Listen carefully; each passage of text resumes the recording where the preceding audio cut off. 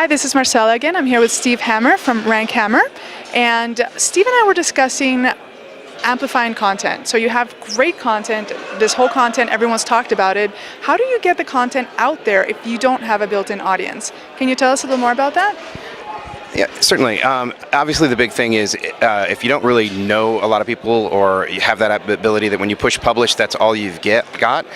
You got two choices. You can spend a lot of time promoting it and push it out to people directly and kind of find your way through some things, or you can pay for it. And time is money. And what we advocate in a lot of cases is actually spending some money to chase that, putting your money where your mouth is, and believing in what your content is.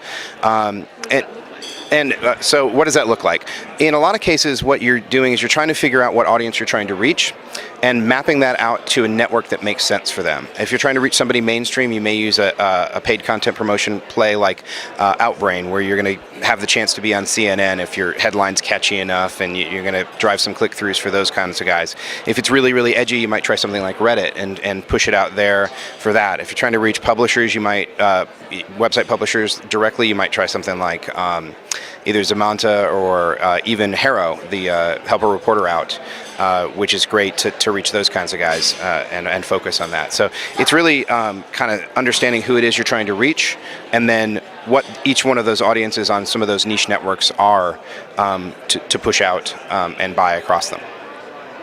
But how does that look like? If you're posting, do you amplify one piece of content a month? Because everyone's trying to produce content. They're posting a daily blog post. It would get really pricey really fast, wouldn't it? So how does that work? Yeah, absolutely. You certainly want to pick your best one, but you want to keep a consistent path through whatever you're doing. If you've got a whole series of things that you're producing, your call to action can be basically to subscribe to get more, and that's a great thing to always never forget when you're paying to get this content out there. Don't just let it be a one and done. You want to make sure that people can find their way back to you. So whether that's getting you to follow you on Twitter or Facebook page, email list, subscribe to something where they're going to be able to come back to you, and that's where really the value comes in. If you drop that off, you don't do well. And then obviously, yeah, like you said, you may be producing dozens of pieces of content.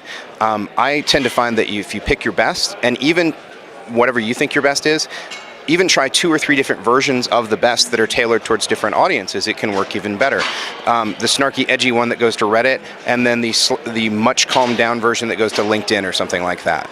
And you're basically taking the same idea, pushing it out to different audiences with a slightly different, the same message, but a different bent according to what that is. And sometimes that rewrite isn't a very long or extensive process. And so what kind of ROI do you get from this strategy?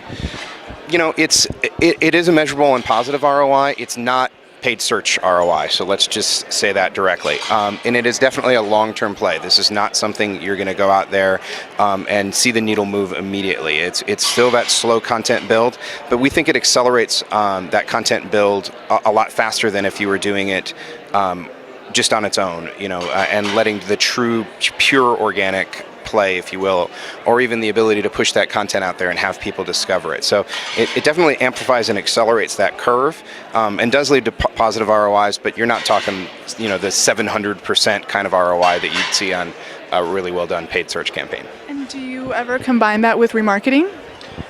Absolutely. That's a really powerful way to make some of these things work really well. If you're remarketing folks, you have that opportunity to bring them back in, particularly if they didn't follow whatever your call to action was.